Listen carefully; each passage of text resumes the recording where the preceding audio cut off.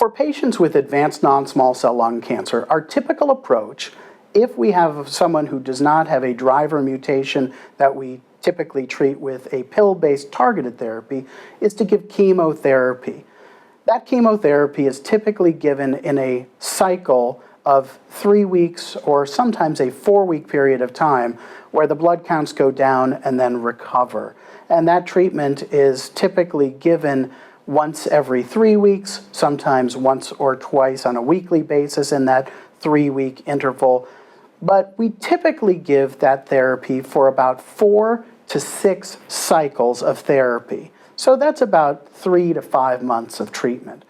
By that time, by 4 to 6 cycles in, the 2-drug combination that includes a drug called platinum is usually creating some cumulative side effects, fatigue, low blood counts, and other complicating issues that make it increasingly challenging to administer more of the same potentially intensive therapy. And by 4 to 6 cycles, you really tend to reach a point of diminishing returns.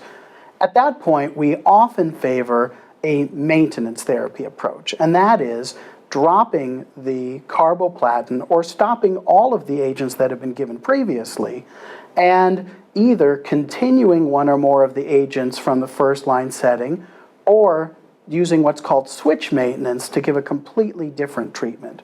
These maintenance therapies are designed to do what their name suggests, to maintain a response after we've seen the most shrinkage that we're likely to get from the more intensive first-line therapy. When we do a continuous maintenance approach, it's typically taking a drug like cisplatin or carboplatin in combination with 1 or 2 partner drugs, usually a second chemo agent and sometimes Avastin, which blocks a tumor blood supply. And then after 4 to 6 cycles, we drop the platinum, and we typically will continue a drug like Alimta if that's been given in the first-line setting. And if a drug like Avastin's also been given, we might continue that and give Alimta and Avastin together until the cancer progresses. If a combination like carboplatin and Taxol were given with Avastin, the maintenance therapy is often just the Avastin because Taxol tends to have some cumulative neuropathy issues, numbness and tingling that can lead to a real limitation in how much of that therapy you can give. We might also consider a switch maintenance approach. Instead of continuing some of the agents, come in with Alimta as a single agent if a patient has non-squamous histology.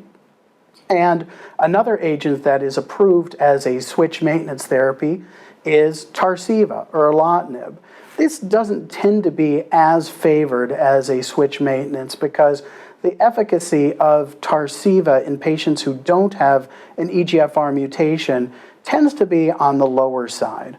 What do these maintenance therapies have in common? Well, they're all agents that can be given on a longitudinal basis without a lot of cumulative side effects, and they tend to be the agents that have good activity in patients who have already been on prior therapy.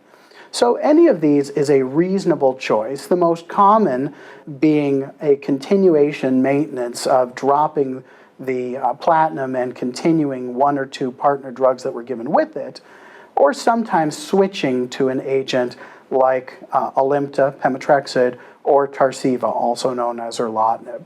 It's also reasonable to not pursue maintenance therapy if a patient has cumulative side effects and really needs a break from therapy. That is certainly something to discuss with the patient. It's not as if maintenance therapy is a mandate for all patients, but it is something that is a strong consideration if a patient is motivated and can continue to tolerate ongoing therapy after 4 to 6 cycles.